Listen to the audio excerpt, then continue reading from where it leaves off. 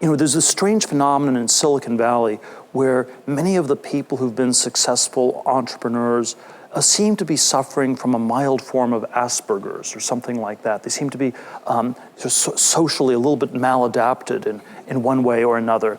And I think we need to always take this fact and turn it around into a critique of our whole society.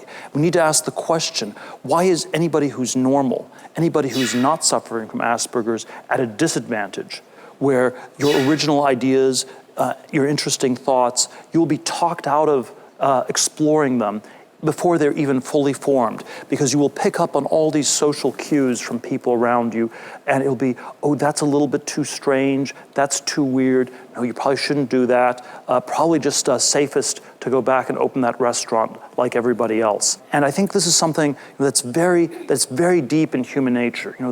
Already in the time of Shakespeare, the word ape meant both primate and to imitate. And there is something about human nature where imitation is a very deep aspect of what we do. It's how we learn language as children, by copying our parents. It's how culture is transmitted in our society. But it also leads to many forms of insane behavior. It leads to crazy peer pressures when we're young. It leads to the madness of crowds. It leads to, ape-like, sheep-like, lemming-like, herd-like behavior. It leads to market bubbles and all sorts of forms of insanity.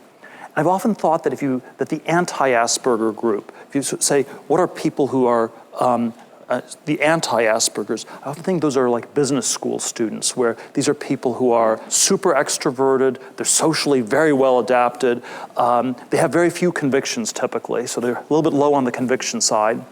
In the US, when you have an MBA program, you take all these people and you put them in the same place for 2 years, and they talk to one another for 2 years to try to figure out what they're going to do next, which is kind of a difficult thing since nobody has any idea what to do next, since they're all there because they don't know what to do next.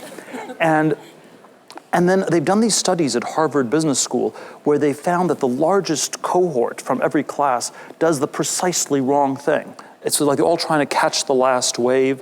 In 1989, the largest group wanted to work for Michael Milken, who was involved in all the junk bonds in the 80s. It was 1 or 2 years later, he went to jail. They were never interested in technology, except for 99, 2000, when they descended on Silicon Valley, just as the dot-com bubble was about to come to an end.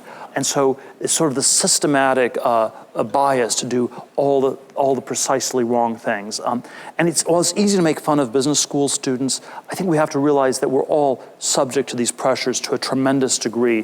When we look at advertising on television, people often think to themselves, look at that stupid ad.